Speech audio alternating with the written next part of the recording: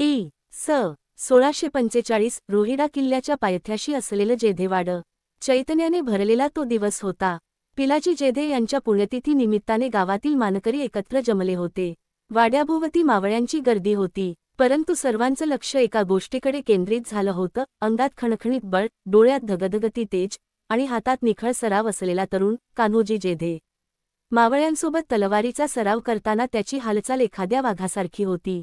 सरावाच्या दरम्यान एक मावळा त्याच्यावर झेपावला, पण कान्होजीने वाऱ्याच्या वेगाने आपली तलवार फिरवली आणि शस्त्रधारी मावळा जमिनीवर.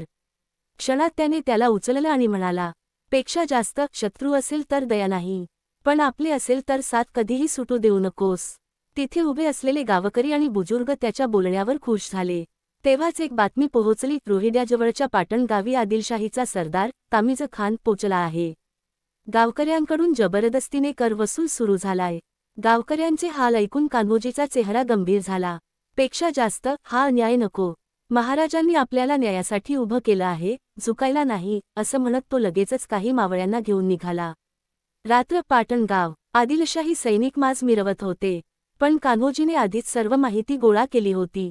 डोंगराच्या आडून त्यांनी लुटारूंवर छापा टाकला. काही क्षणांतच शत्रूंचा फडशा पडला. तामिज खान पळून जाण्याचा प्रयत्न करत असतानाच कान्होजीने त्याला पकडलं. त्याने त्याचा कोट धरून म्हणाला, पेक्षा जास्त ही माती आमची आई आहे. तिला ओरबाडायचा प्रयत्न केलास तर जिवंत परत जाणार नाहीस. सकाळपर्यंत पाटणगाव मोकळं झालं होतं. लोकांनी पुन्हा सुसास घेतलं. गावकरी डोळ्यांत पाणी घेऊन म्हणाले, तुम्ही फक्त मावळे नाही, देवदूत आहात. 2 दिवसांनी रोहिड्यावर छत्रपती शिवाजी महाराज आले. त्यांनी कान्होजीला बोलावून घेतलं. त्याच्या पराक्रमाबद्दल मावळ्यांपुढे गौरव केला आणि एक वाक्य उच्चारलं, जे कान्होजीच्या आयुष्याचा पाया ठरलं. पेक्षा जास्त तू केवळ शूर नाहीस, तू जाणता सरदार आहेस कान्होजी. भाग 1 समाप्त.